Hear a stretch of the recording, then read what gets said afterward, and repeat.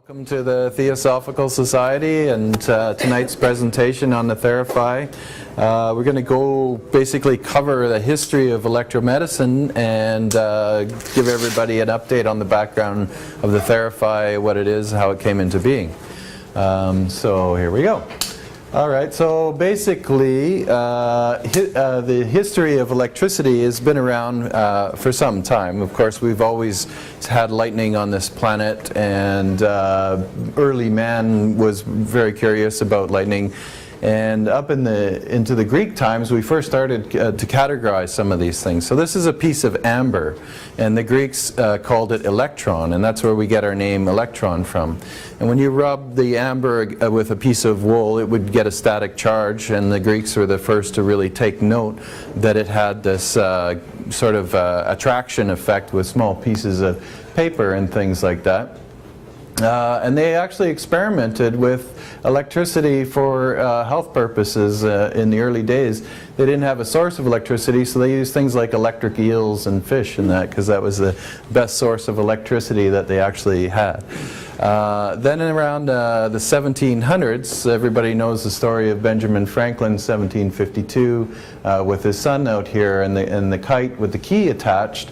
But the part of the story they don't commonly tell was what he actually did was he had a silk ribbon tied below the kite, and once he got it up in the air, he went into the barn, so he was well away from the area, and a small wire went from this key down to this jar here, which is called a Leyden jar. And the Leyden jar is the first means that we had for actually storing electricity. It contained an electrolyte in here, and basically had two electrodes, one being the outer foil around here, and then a piece of rod or something like this.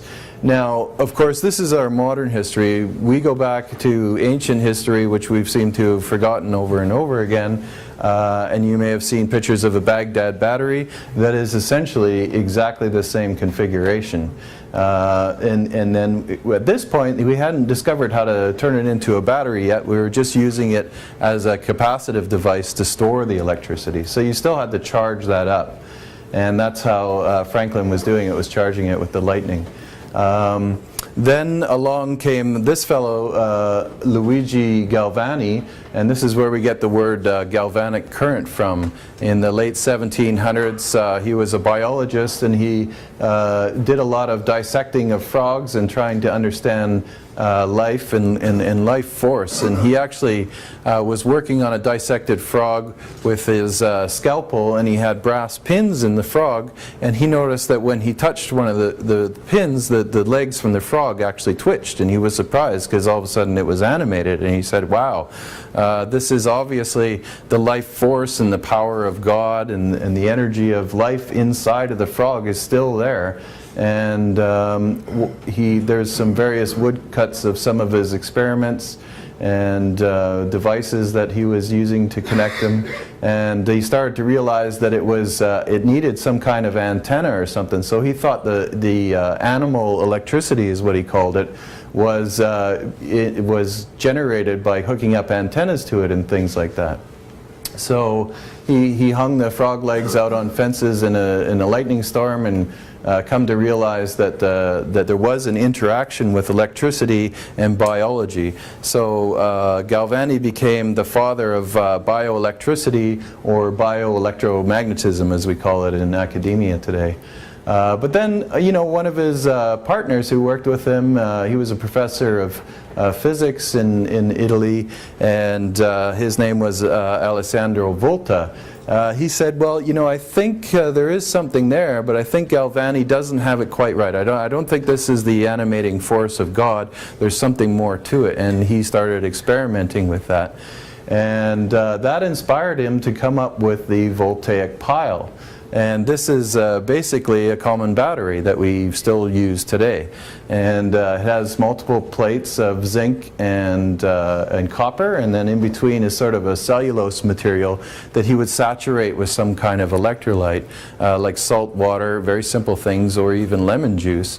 And this created the first modern day battery. So Volta, of course, gets credit. We measure electricity potential in voltage, and that's where we get the name volt from. So what Volta did was he connected his pile to the frog, and he could reproduce every single time this muscular contraction from the nervous system in the frog when it was connected to the voltage. And this sort of started our first understanding of how the biology interacts with electricity. So many papers came out at that time. People were using various forms of electrical generation to have healing effects. So ever since our modern understanding of electricity, we were using it for healing right away. This is sort of a Wimhurst machine or a electrostatic generator that she's getting charged up with there. This is a paper in 1870 from France of the effects of electricity on migraine headaches. So everybody in the medical profession at the time, it was a very popular way of doing treatments, and various devices came on the scene at that time. And this is Volta's pile here, just a standard battery that ran a coil inside of here, and this coil you could adjust the frequency on by changing the casing on it, and it had two handheld electrodes that you basically held onto, and you received the various different frequencies. And people started noting that different resonant frequencies targeted specific ailments.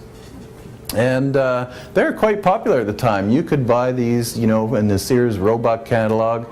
Even famous companies like Champion, the people that make the spark plugs and modern day coils in your car, were building machines like this.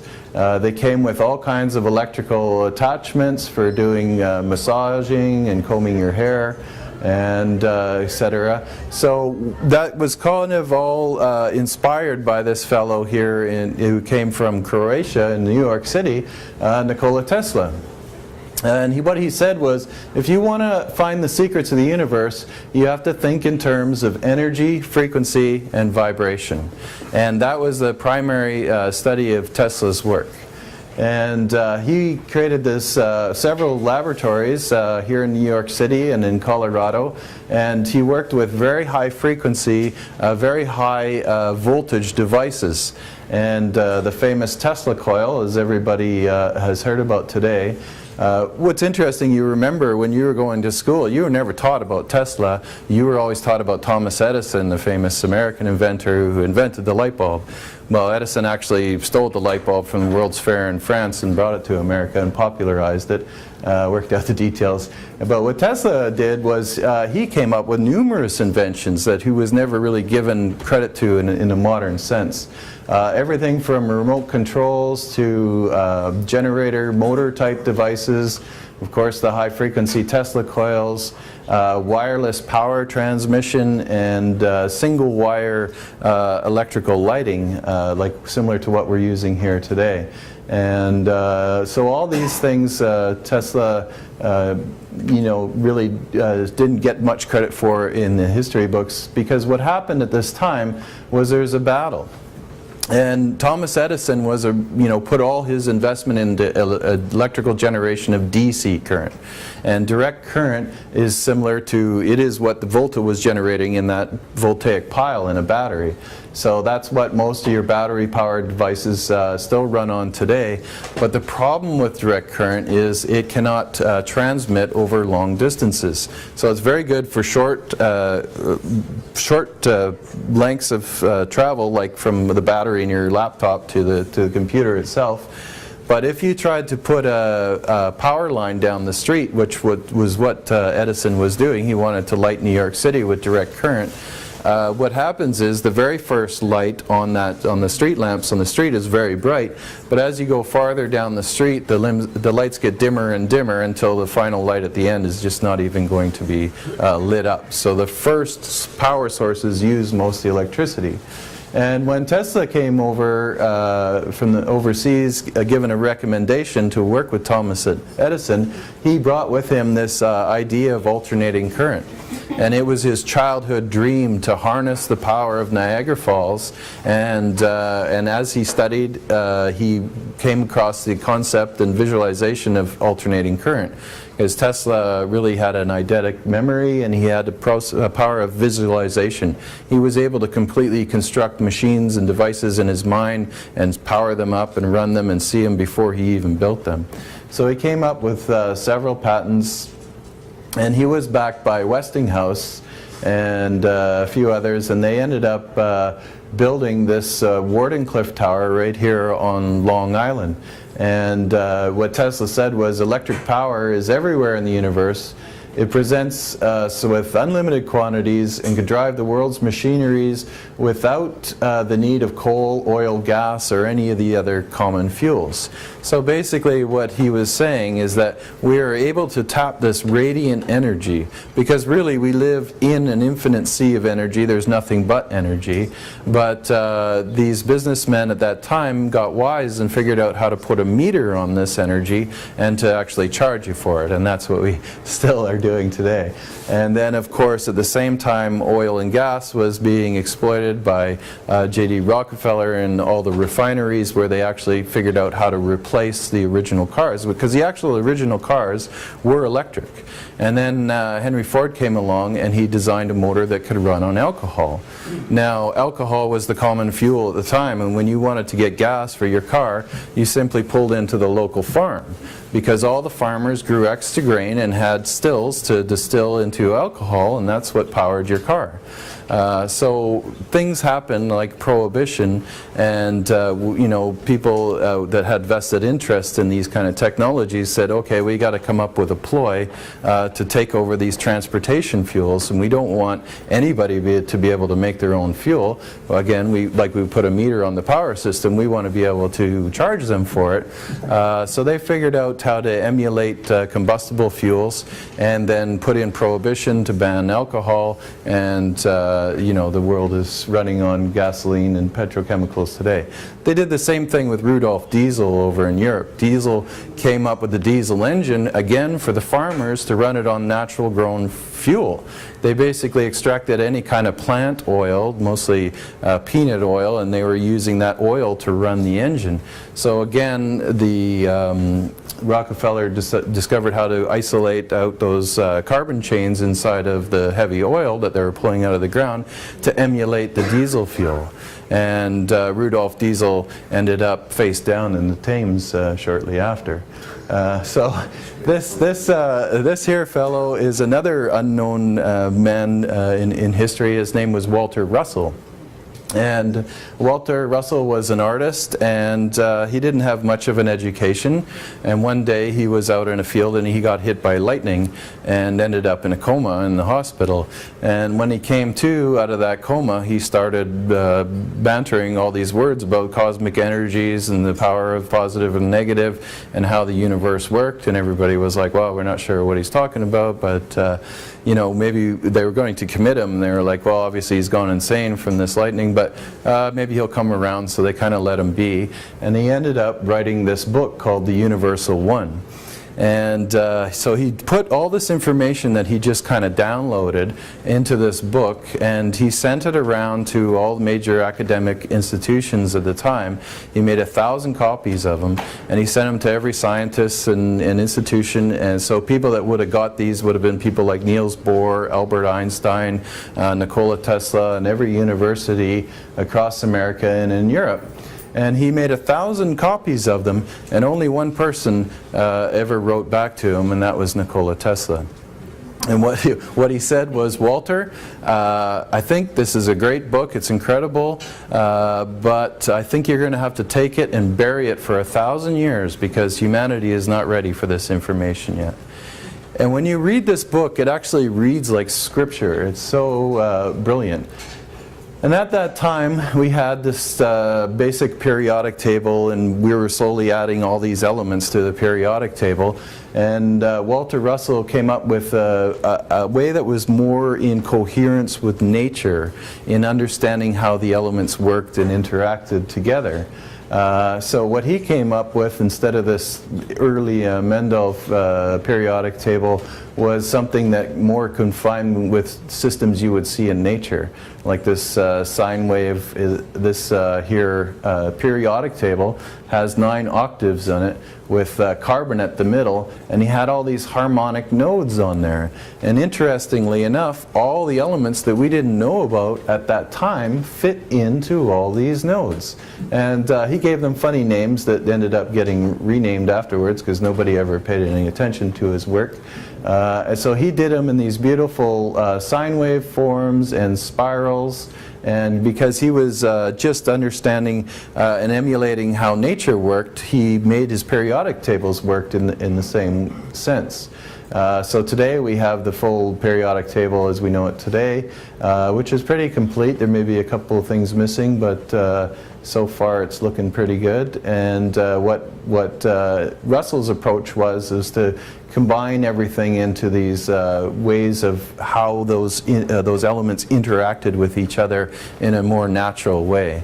The ancient philosophers and alchemists were always observers of nature, and all the early scientists were too. Even people like the father of science, Isaac Newton, who's glorified as a father of science. It was really not known for the longest time that he was actually an alchemist, and he practiced a lot of alchemical processes and things in his laboratory, and did various translations looking for Bible codes and scripture and things like that as well. And recently his works come about, and we now know that he was a really successful alchemist, really. But in the end, what happens to a lot of alchemists is they experiment with a lot of metals and things like that. So that's what happened to Newton, is he went a little bit crazy at his time, and his family was rather embarrassed about his alchemical work, and basically hid it away for many years until it recently reappeared at an auction somewhere at Sotheby's or something like that, and then now it's available for us to read. So what Walter was showing, very complicated ways of how electricity was working, and he said that cathode waves wind the cosmic clock centripetally, and centripetal movement is opposite than centrifugal. So centrifugal is moving outwards from the center, and that's how most of our machines work today, with centrifugal force. They're always male, it's more yang energy, and it's explosive rather than implosive. And he said anode transverse waves wind it centrifugally. So the anode is basically the masculine or the yang style of energy, and centripetal, it'd be more yin and more a feminine concept. And that's how nature works. It's an implosive system, how things organize, and everything, it's like a negative entropy where things become organized rather than disorganized and falling apart. So all our internal combustion engines and everything like that run on centrifugal forces. And what's important to take note in this chart is these sine waves down here, and how they're, the red one and the blue one are sort of 180 degrees out of phase, just for reference later on. So he also showed a lot of spiral movement and vortices. And there was another fellow around this time that I don't have in the slides here, who worked a lot with these vortices, was Victor Schauberger, and he worked with them in water. And so this was basically one of Russell's images showing how the forces in nature worked in both centrifugal and centripetal, and everything is perfectly balanced. And one of our problems today is that all our systems, we've kind of emphasized one side, usually the centrifugal side and the negative or the entropy side, where things just are meant to break down. So therefore your engines and things like that will eventually break down because of the violent forces that we use in them, rather than going in more harmony with nature. So this other fellow came along around that time, who was a Russian physicist, and his name was George Lakhovsky. And Lakhovsky basically came over to America and met with Nikola Tesla to discuss some of these healing effects that he was experiencing in his laboratory. Because when Tesla was sitting in his high current or high frequency, high voltage systems with all those plasmas, he basically never got sick. And a lot of his friends came over, and he had a lot of famous friends like Samuel Clemens, who's the author of Mark Twain, and various other people would come and hang out at his laboratory here in New York just to experience the healing powers. But Tesla, even though he came up with the early versions of X-ray machines and things like that, he never really created a lot of healing devices, but everybody came to him for advice. And starting with this fellow here. And what he did was he created this machine he called the multi-wave oscillator. And the multi-wave oscillator had systems of a balanced Tesla coils inside of here that put the electricity onto these concentric rings. And basically you sat in between these two concentric rings, and each one of these rings was capable of transmitting a different frequency. So that's why he called it the multi-wave oscillator, because it wasn't just a single frequency, it had a wide spectrum of different frequencies. And again, these were all based on phi ratio. And he wrote a number of papers, and one of the things he said in those papers was that DNA acts as a self-inducing coil, allowing cells to function like tuned resonant circuits, capable of resonating to its resonant frequency when exposed to the range of frequencies output by the multi-wave oscillator. And he wrote a lot of papers, one of them being called Curing Cancer with Ultra Radio Waves, which was another name that he used for them. And they actually started experimenting with these devices in hospitals. And there was one here in New York that they were using in a hospital. And then unfortunately, Lakhovsky got hit by 3 men in a black sedan and died shortly after. And after that, even though there was many people being cured of the cancer at that time, they took those machines out of the hospital shortly afterwards. These are sort of a smaller version of the concentric rings that he used. And what came off of those rings was this discharge that is called plasma.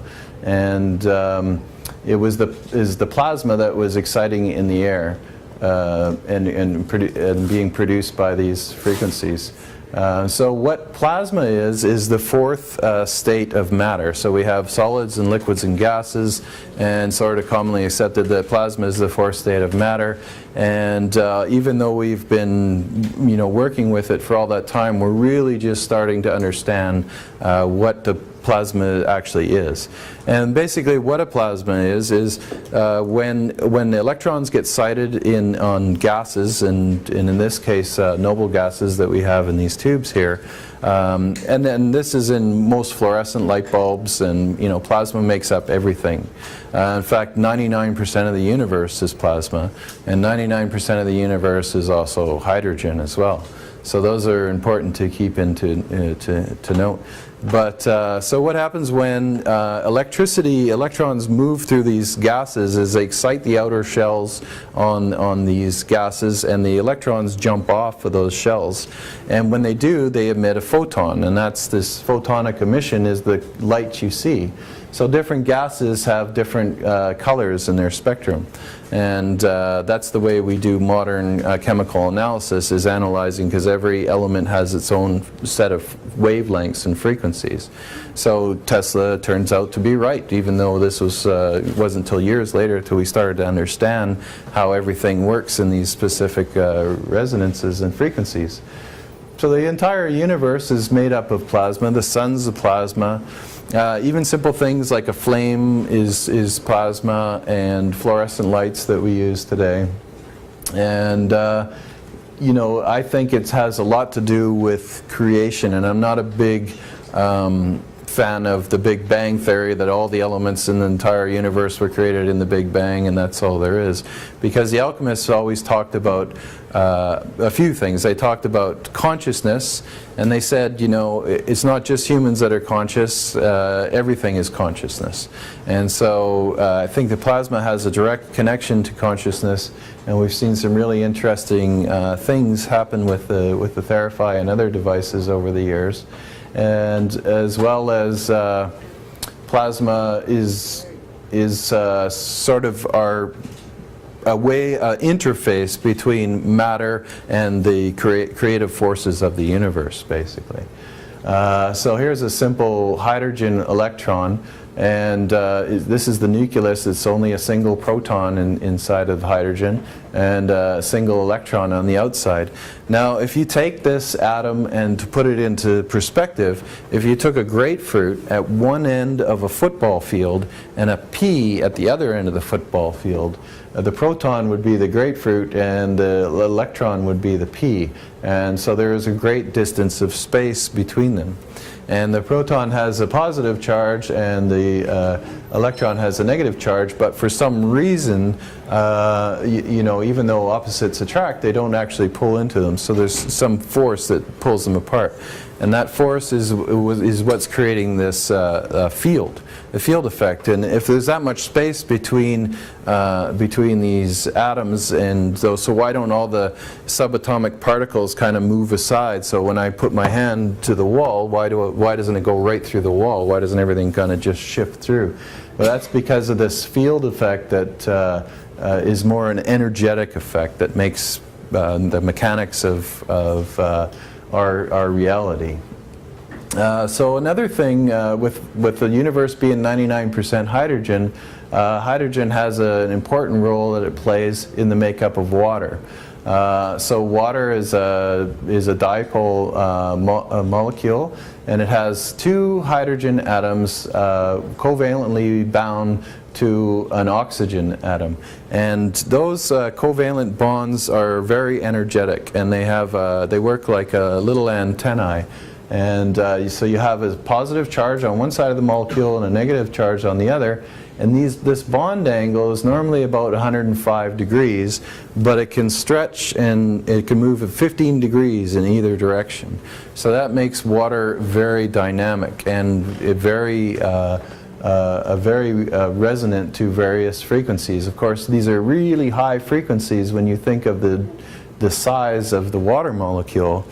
In fact, the water molecule, everybody here knows, they've heard the story, you know, oh, when you're born, you're like 90% water, and then you're like 2/3 water and all that. Well, in actual reality, they're going by weight in that sense, but if you go by molecular number, your body's about 99.9% water once again. So there's that number again, right? And because the water molecule is so small, and all the other molecules that make up your body are quite large and quite heavier in comparison. So around that time, these plasma devices started being very popular in these electromedical devices. And this is an early violet ray tube that was utilizing a high voltage Tesla coil here. And these Tesla tubes that Tesla called a single cathode tube. And basically all the light bulbs and everything that we use today, and fluorescent lights and things like this, they have what's called the cathode and the anode. So it has two basic electrodes where electricity has to come and go. But Tesla was very fond of this single cathode lighting system. And these were quite popular at the time as well, in the 30s up until the 60s or so. You could buy these machines, again, commonly in any of the mail order catalogs. And what they were doing was producing that plasma within the tube. And here you can see the plasma jumping right out of the tube. And when this plasma is exposed to air, it chains the oxygens together into ozone. And ozone is not just like regular oxygen is O2, there's always two oxygens bound together mostly. But what it ends up doing is chaining them into O3, anything O3, O4, O5, O6, all the way up the line to these long chains of ozone. And everybody knows that ozone generators in your house will kill bacteria, and funguses and stuff like this. It's actually the UV light that's emitted off of here is capable of disabling and breaking the DNA and RNA in various pathogens like viruses and bacteria and that. And all you have to do is hold this thing on the surface of your skin, and you can, just for a couple seconds, you smell it, you'll smell the ozone. So again, these are the kind of ads that came out in the magazines at the time. You could mail order them from the back of magazines, and many doctors were using them in their practice. And so for any kind of skin conditions, these devices worked very well. And they had all kinds of different attachments for various things. You could actually put them on your eye if you had an eye infection in your ear. And of course, I've been using these kind of things for many years, and I helped out a lot of people with just a simple violet ray type machine. So then on the West Coast, up popped this guy, and his name was Royal Raymond Rife. And this is another sort of unheard of character in history, but in his time he was quite a famous man, and various newspapers were publishing articles about him, popular science magazines, and what they were discussing was Rife was basically a brilliant engineer, and what he did was he was able to build these very sophisticated machines. He was good friends with Carl Zeiss, and he built this universal microscope. And he was very good at machining, and he built, you know, even big 12-cylinder speedboat engines and all kinds of things as he grew up. And then eventually he had a laboratory in San Diego, and he had one room, you know, specifically isolated for his machine shop, another room specifically for all his electrical work, and then another bio lab where he kept laboratory animals to work on and stuff. And when he came up with this universal microscope, Carl Zeiss helped him out with designing the lenses inside of it. And what he was able to do was to see beyond the theoretical minimum wavelength of light. So he could see bacteria and viruses in this microscope. Now, nobody had done this at that time, and we can do it today with something like an electron scanning microscope. But our problem is, even today, we use this electron microscope, scanning microscope. You have to actually kill what's on the slide in order to see it. So through this high energy beam, things are died. So we can only look at dead viruses. We can't look at living ones. And Rife was able to. And this microscope had 2,000 different moving parts in it. There's actually most likely still one in the Smithsonian today. The Smithsonian wrote several articles on this amazing discovery. And what Rife did was he said that he discovered the cause of cancer with this microscope, and he named it a virus. He said it was a virus, and he named two of them, BX and BY. And what he did was he isolated that virus, and he injected it into his laboratory animals, into rats, and they all got cancer. And he would grow the cancer tumor in the rats equal to the weight of the body of the rat. So a big, huge tumor on the side of the rat. And then he would surgically remove it. And then he came up with a way of treating the rat. So basically he would put the viruses underneath, the first thing he was doing was isolating the viruses and killing them under the microscope. So he had his universal microscope set up here, and then he had what he called the ray beam device.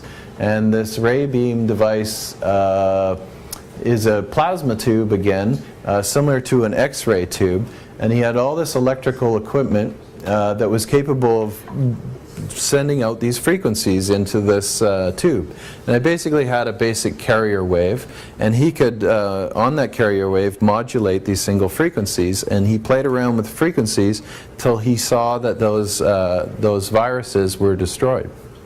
And what he called it was the mortal oscillating rate. So very similar to how an opera singer in a wine glass, an opera singer can hit the specific resonant frequency of that wine glass and then overpower its basic structure until it shatters. And that was essentially what Rife was doing. And so when he finished his laboratory experiments and all those rats lived to old age, they formed a committee and they gave him 16 terminally ill cancer patients. And he cured all 16 of them. And that became big news. It was published in all the papers across America, and they had a big banquet dinner in California saying it was basically the end of all disease and we have found a cure for cancer.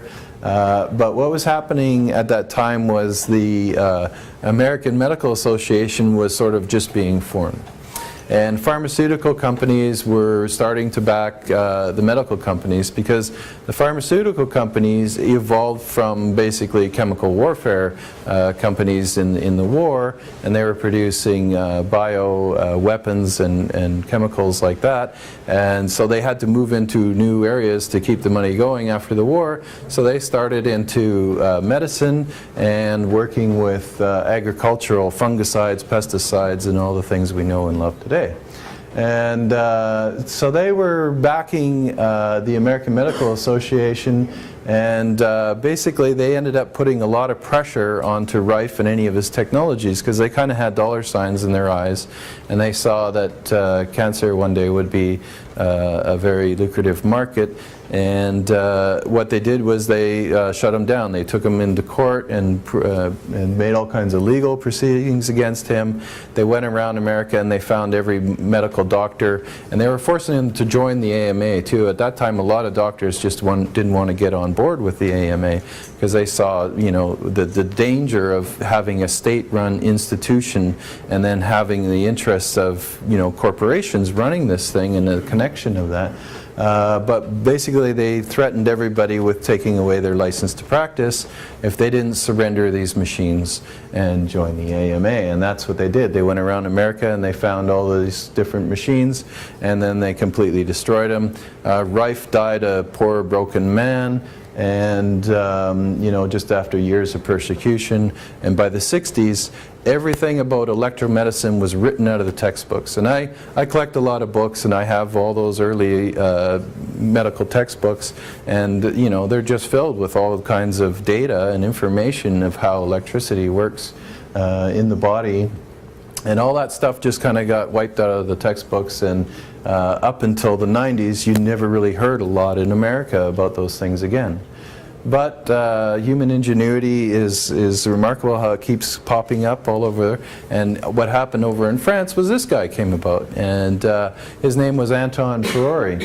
And Priori was a naval radar engineer, and he had access to all this radio and RF equipment, and he started taking over where Rife ran off, and he was under the premise that bigger is better, so he built these massive plasma tubes, and he had a lot of equipment. And the way he came about discovering how this equipment worked with living things was he dropped some fruit one day behind his laboratory when he was working on these machines, and he realized it was there a month later, and it was a banana or something like that, and it just basically never rotted.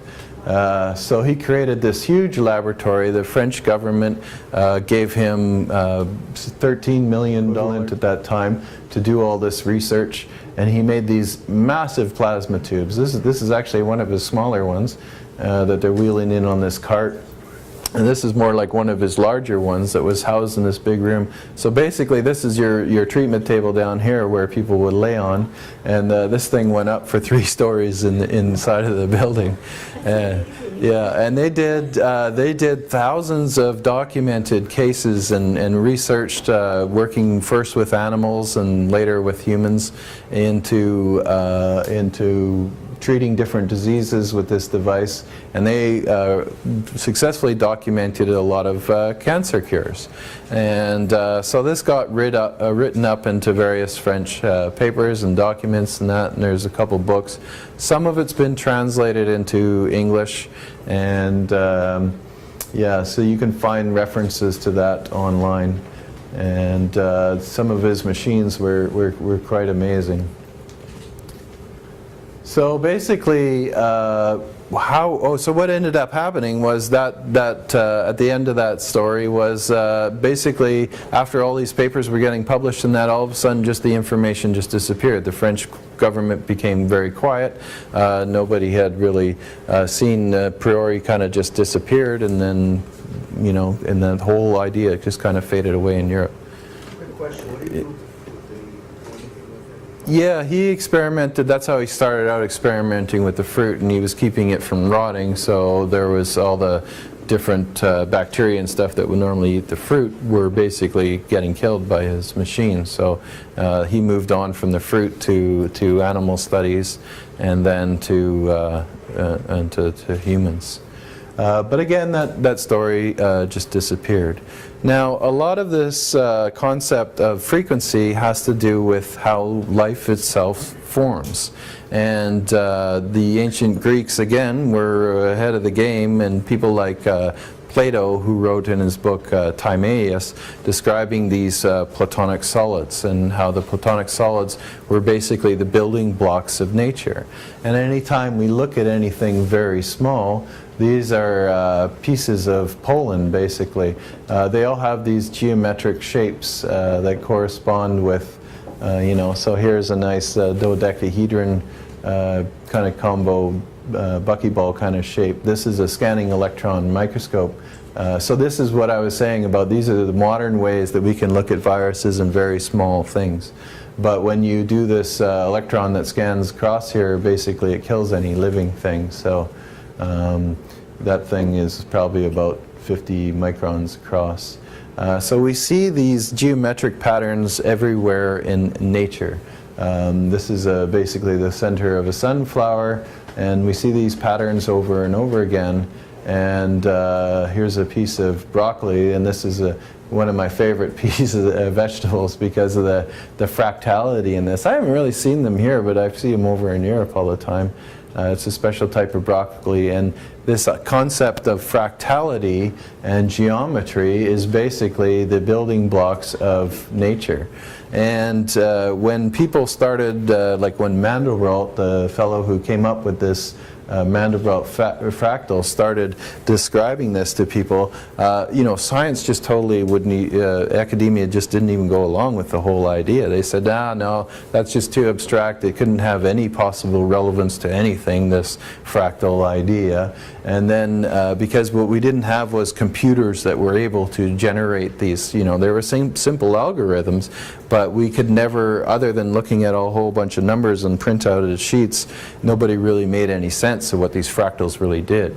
And it wasn't until computers kind of caught up and were able to generate visual images of large amounts of data, because if you imagine that the amount of data to make this here single fractal was very large in size, probably megabytes, you know, but at that time that was a huge thing. And so once we had computers that could generate that, we realized how these patterns are, replicated over and over in nature. And we still use these fractal algorithms today in computer software generation for virtual reality type things, everything that has trees, and you can basically emulate nature, anything in nature, with these fractal patterns. So one of the very popular ratios in nature is this golden mean ratio. And this is basically a unit of 1 to 0.618033. This number goes on ad infinitum, similar to pi.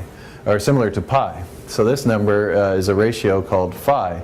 And here we see this logarithmic spiral that uses the Fibonacci sequence in these numeric equations. The Fibonacci sequence basically approximates phi because the numbers just go a little bit higher and a little bit lower. And so we see this ratio everywhere in nature. In fact, your whole body is made up of it. We're perfectly, everything in nature is perfectly laid out in these dimensions. So this here digit of your finger, if this was 1, then this would be 0.618 of that unit. And this would be 0.618 of the next digit. And then that's 0.618 of this and 618 of this and so on. So we see these things recurring in how leaves form on plants, and everything in nature, and especially water. Water has a really good affinity for this phi ratio and molds to it, as well as air. Here's another good example of a plane with sort of a spray color that coming off of the wind to show you the vortices that's causing the lift on the wings. And again, this corresponds to this golden mean phi ratio. And what happens in water is various different geometries can form. Earlier how we were talking about those bond angles on the water molecule, they form these clathrite cages. And when you hear things about structured water and that, these are what people are talking about, is these sort of cages that form in water. And water is very complicated. A lot of those bonds, the hydrogen bonds that basically bond the two molecules together, are very weak bonds. They're very loose, and they're continuously, water is very dynamic. And it's making and breaking those hydrogen bonds literally millions or billions of times a second. So forming these cages and getting them to stay in water is quite a trick. But what happens when things in nature occur, those geometries all kind of fall into play. And this is a vortex, as you would see in a sink when you pull the plug on your bathtub. And these are cymatic resonances of water molecules. So to show you how frequency and vibration have an affinity, how water has such an affinity with that, you can take a drop of this, it's just a simple drop of water on a piezoelectric transducer. And then when you vibrate that transducer at various different frequencies, you end up getting all these very complicated geometries. And everything in life, the fellow who did a lot of work with this, his name was Hans Jenny, Jenny, and he did all kinds of work with the cymatics, and a lot of the vibrational frequencies that he was forming would form what looked like life forms. You would see centipedes and spinal columns, and things would grow like legs and have digits on their fingers and things like this. So we can really see how much frequency has played a role in the creation of life and how things became to be. And it's always symmetrical, because we live in a duality nature. We have night and day, left and right, up and down. We're perfectly symmetrical beings. We live in this duality nature, and the ancients, would talk quite a bit about the duality in nature. And you look at symbols like the Taoist symbol of the yin and the yang. It has this perfect sine wave down the center, and the balance of the black and the white. And there's a little bit of yin in the yang and a little bit of yang in the yin. Going back to Walter Russell's work, we see that over and over again. So here's a nice golden mean spiral inside of a nautilus shell. And the nautilus shell, of course, is in water its whole life, and as it's being formed, it's a product of those natural resonances that are happening in water. And we listen to sea life and realize that all those geometries are part of how the vibrations, how everything communicates. You listen to the songs of whales and dolphins, they all use sound. And it's this combination of sound and light that forms the geometries. So, when you read the Bible, it says right in the beginning, in the chapter of Genesis, in the beginning was the Word, and God said basically, let there be light. So there's this sound and light interplay that correspond with the creation story. And we see this over and over in all different religions. So you can get very esoteric, and if you go into the Bible, and you can, once you have a deeper understanding of how nature works, you can find some really profound things in there. So these are the 5 Platonic solids that Plato had talked about. Now, in his time, there was basically the 4 elements, and what was commonly known was the tetrahedron, which related to fire, the octahedron air, the cube or hexahedron is earth, and this icosahedron related to water. Now, interestingly enough, going back to those geometric shapes that were in the water is very easily formed into these icosa shapes.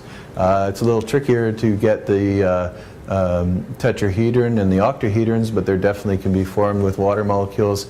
The hexahedron, however, is really tricky, but it can be done. It can be, water can go all the way down to a 90-degree bond angle. But when we look at water, when it goes into that 90-degree form, it's very depleted sort of water of its energy, of its life force.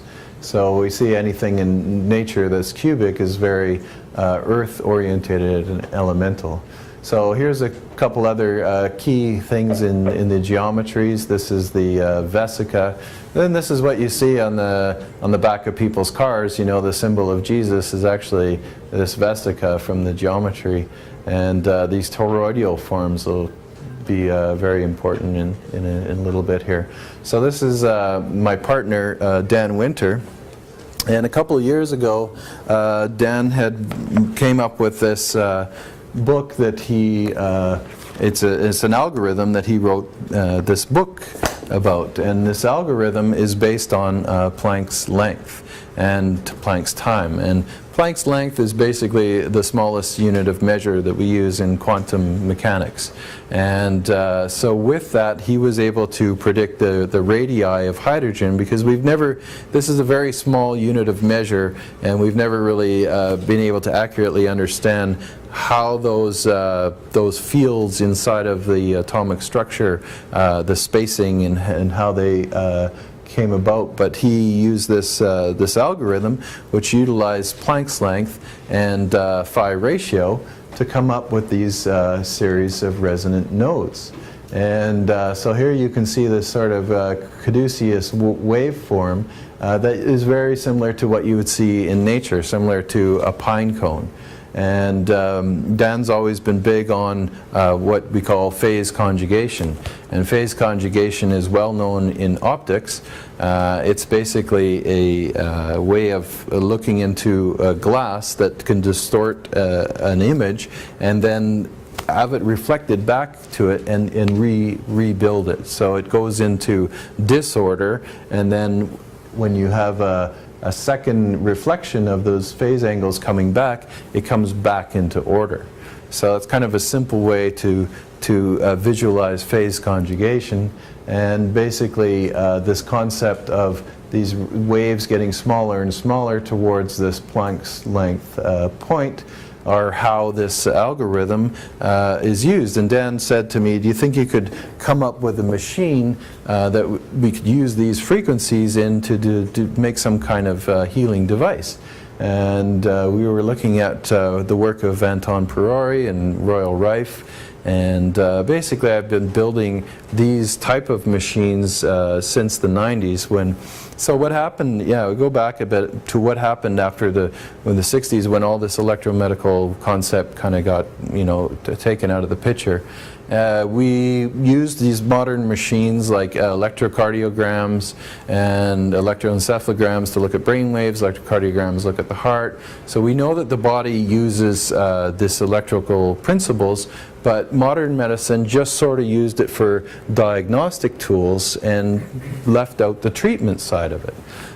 Then back in the 90s, this fellow came along named James Baer, and he came up with this way of recreating the Rife machine using a ham wave or a ham radio amplifier, and putting in a specific waveform from a function generator into a modified CB, and then driving a plasma tube. And so I was part of these Rife group, and we had these meetings. We started out on Vancouver Island and went up to Edmonton, and then later moving down to Las Vegas. But every year we would get together, and everybody was slowly gathering all this information about Rife. There was another key fellow at that time, his name was Barry Loynes, who wrote a book called The Cancer Cure That Worked. And that book basically told the whole Rife story, and it was a really interesting read. And so all of a sudden people started digging around in hospital basements and things like this, and they started finding in their archives all this Rife type information. We started assembling it all and rebuilding these machines and figuring out all these frequencies. And then we found databases of frequencies that people were using. And today we have a database of about 6,000 different protocols for various different ailments and various frequencies that utilize them. But what Rife was doing when we talked about that mortal oscillating rate, those were sort of destructive frequencies. So you got the opera singer with the wine glass shattering these bacteria and viruses and these kind of things. And so I made those for many years, and I thought, well, why not come up with a constructive device? If Dan's algorithm is based on nature, and this is a sort of a frequency signature and a very complex waveform of how nature works, well, then it would be more of a constructive frequency set rather than a destructive frequency set.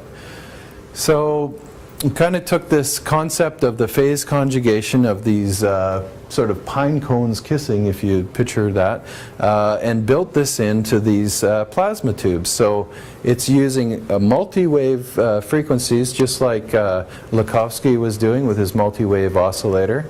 It's using plasma, like Rife was doing with his ray beam device, and then it's using something new to the picture, is this concept of phase conjugation. And what happens with these frequencies as they're being generated by these tubes, they're basically meeting at the middle. And you know, everybody's familiar with Kirlian auras, and this is some of Krakow's work measuring the bioenergetic field around the body. So these two tubes now are generating these frequencies, and they're meeting at this 0 point at the center. And what's happening is these it's very similar to the inside of a core of a toroidal system. So we see these toroids again in geometry. Which system? Toroid? Toroid. Yeah. So this is the core. Like picture it like an apple core on the inside of a toroid, and this is the outside of the torus here, right? So there's the center. And so what these tubes are doing is they're generating these two toroidal fields. And these toroidal fields, the plasma itself is actually twisting. So the tube is basically the core of here. So if you picture this tube being generating this thing, and what you don't see is the toroidal field that's around here. But these big toroids are spinning in opposite directions at each end of the body, from the top of the head to the tip of the toe. And they're meeting at your Dan Chin, your hara point, here basically. So, you know, people have always talked about in different cultures and religions and things about chi and energy and prana, those kind of things, all these things that relate to the vitality, the life force of the people. And in Taoism, they say that center point is right here at your Dan Chin. And so what's happening is these two toroids form these vortexes. So this is one of them, and it has this inward spiraling vortex and this outward spiraling vortex, like we saw in Walter Russell's work. But this particular case, it's forming two counterspinning toroids. So basically, your Dan Chin, as you're laying on the table, is right here. Now, this is a popular image that's been popularized by the movie The Thrive, that I'm sure a lot of you have seen, and Nassim Harameyn's work. And essentially, this is creating that exact field. And we see that over and over again in nature. So here, to give you an idea of that central core of the toroid, is two of these tubes in sort of in the dark. When, you know, they don't look like they're lit up very much here, but perhaps at the end we'll dim the lights a bit so you can get a really good visualization of the plasma inside of here. And basically, you know, this is a Matty Clarwine, or not Matty Clarwine, it's Alex Gray painting, right? And you can see the energetic field around the body. Basically, we are dealing with this bioenergetic field. We're recreating these frequencies of nature, and we're putting ultimately about 300,000 volts from the top of your head to the bottom of your toe. I call this the human battery charger, because people always use these words like, oh, I'm feeling weak, or I'm drained, right? There are all these analogies to a battery. So essentially, we need the energy for our metabolism and for all our biological functions to work properly. And what I see this device as really doing is it's really providing us with the energy we need to increase our cellular metabolism, increase your cellular uptake, and most importantly elimination, because every cell in your body, because of that voltage potential, gets a little micro massage from these frequencies as it's continuously going back and forth. So what's happening here is similar to a magnetic field. As well as it's an electromagnetic field, so we have this electron field as well as a magnetic component to it, and as you lie on the table, these fields cancel each other out because there's a transverse wave that's being generated. That's the, maybe I'll go forward here. Okay, yeah, so there's this transverse waveform that's being generated by the equipment that runs this machine, and there's also a longitudinal component, and a longitudinal wave, just to clarify, because people banter all these words about longitudinal waves and scalar waves and all these kind of things, so I really want to set the record straight for what they really are. Okay, a longitudinal wave is simply a pressure wave. It's like a sound wave. So as my vocal cords are resonating the molecules in the air, this longitudinal wave is moving this way, and then your eardrums resonate with that longitudinal wave, and your brain gets a neural synapses, and it decodes the signals that you're getting, and you are interpreting my voice. So that's what a longitudinal wave is. Or if you had a slinky and you had it stretched out and you pushed on that slinky, you know, you'd see that that movement of these waves moving down the slinky. And basically this electromagnetic spectrum we'll get into in a bit, but so here's the transverse wave, and that's just simply the wave form you'd see on an oscilloscope. And so here's sort of a slinky showing these harmonic nodes and antinodes in this longitudinal form. So now what's happening is those waveforms, when they meet at the middle of this, they cancel each other out because they're 180 degrees out of phase. So if you add up the positive side of this line, if this is your zero line on an oscilloscope and this is negative, when you add these two together, they equal to 0. So it creates the 0 point right here. And when those components get canceled out, that's when you have the scalar component that comes into play. And the scalar, I picture more like a field. It's more of a field effect than a wave. And we don't really have any equipment to properly measure that. But if you look into the work of like Tom Bearden, and you'll see he gets quite deep into how to understand what scalar waves, and it also has to do with Maxwell's original equations in his Quaternus. See, the modern electrical theory that we have are taught in universities in Maxwell's equations have sort of been castrated. They're simplified by a fellow named Oliver Heaviside, and so this whole concept of where things go when they disappear, which is what's happening here, where's all that energy going, go into this part that Maxwell was explaining in his original equations, but they got simplified and we don't pay any attention to that anymore. And a lot of this technology has been used for various other kind of things, as I'm sure you can imagine. So basically that's how the machine is working and what it's kind of doing. We're driving in the car, coming back from the store with Dan, and I said, you know what it's like? It's like the temple in Dendera with those serpent tubes in there, and everybody says, yeah, they had, the Egyptians had electricity, and these were probably light bulbs and that, and so we ended up using that for the logo for the Theraphi. But so that's basically what this machine's doing. We're at the stage right now. It's basically It's a scientific research instrument at this point. We can't, of course, make any claims. We're sort of gathering anecdotal evidence of what it's doing right now. We want to take it to clinical trials. We're going to go to the next stage. And, you know, eventually we would like to see it approved as an official medical device. But for right now, it's a scientific research device. The next stage to it, it'll be considered a wellness device or an energetic device. And it won't be that way, you know, because we can't make any medical claims until we've gone through all the trials and done all that. But we have had some really interesting testimonials that you can look at. We'll have on.